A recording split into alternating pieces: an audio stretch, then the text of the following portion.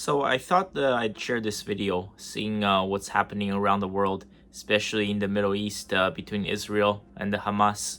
So I want to talk about why China is so hostile towards this Muslim population. I'm sure many of you guys have seen on the news in the past several years what's been happening to the Uyghur Muslims in the Xinjiang Autonomous Region. Many of them are being locked up in prison camps. And yes, if you want a brutally honest answer, those are the 21st century version of the concentration camps. I think in China they're estimated to be something like 25 million Muslims. It's a small percentage of the population compared to such a large population, but they certainly do exist. Listen, the reason why China is so hostile, right? And I've mentioned before that China is facing a huge population collapse. And it's not just the population decreasing. I really want you to think about it. The population collapse, it's coming. We're facing a severe crisis. Think about it like this. So it's projected by 2100, China's population is going to shrink to 700 million. So shrink by half. It's not just that. Well, people might say, well, that's just China's population is going back to where it was in the 1950s. See, that's where you're wrong. In the 1950s, China's average age was around 18 years old. But by 2100, at the current pace where China is going right now, the average age of the Chinese population will be over 60. Over 60. Currently, the retirement age in China for most jobs is 60 for men and 55 for women.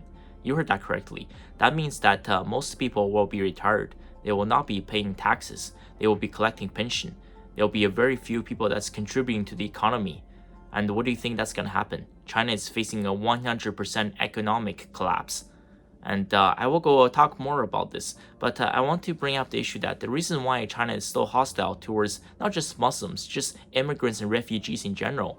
And this is why I talk about people keep complaining. I'm currently living in Canada right now. People keep complaining about life here, all this woke bullshit. Okay, if you hate it here so bad, listen, go to North Korea, go to Iran, go to Russia, go to Saudi Arabia, go to Yemen. Okay, people keep complaining here because this is the best place to be. Why do you think all the immigrants and refugees want to come here? Why do you think all the LGBTQ2 plus people that they want to come here? It's because this is the most accepting place on earth. Look at what happened as soon as the war between Hamas and Israel broke out. Jordan closed their borders, Egypt closed their borders, Lebanon closed their borders.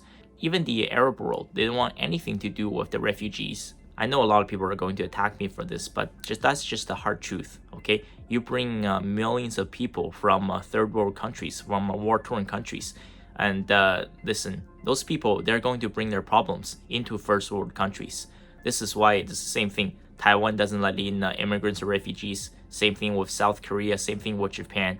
All of these countries have a huge problem with their aging population and the population collapse. But despite all of this, they're keeping their borders strictly closed.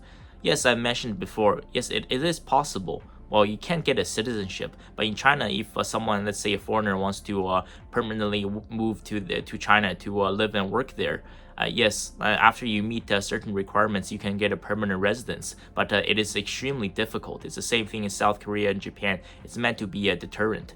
And I can guarantee you this, China will never ever take in refugees if any war breaks out in any of its neighboring countries. Because multiculturalism, it wasn't meant to work.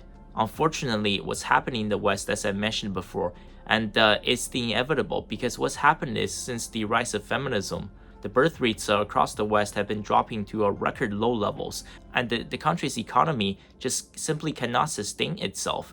And if you were to imagine, if, let's say from today on, Canada were to expel all of its immigrants from this country, all the non-white immigrants, I'll word it this way, the entire country's economy would collapse. Look at the city of Vancouver and the Greater Toronto area, they make up of over 40% of Canada's GDP.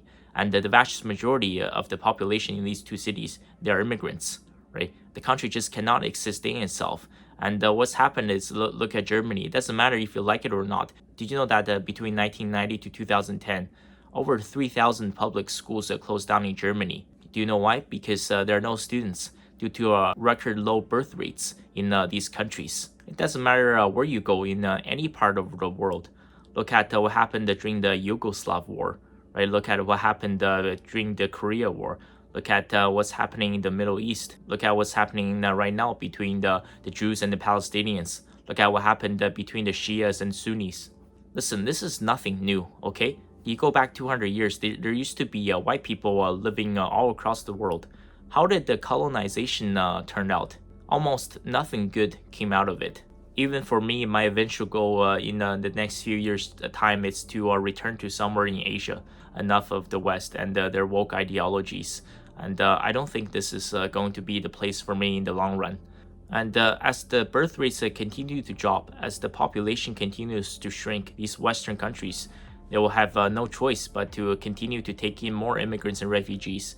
And as we witness Europe becoming a white minority continent, as we see in North America, we see Australia, New Zealand, all these countries, as we see the number of non-white people taking over the native white Christian population, I don't think anything good will come out of this.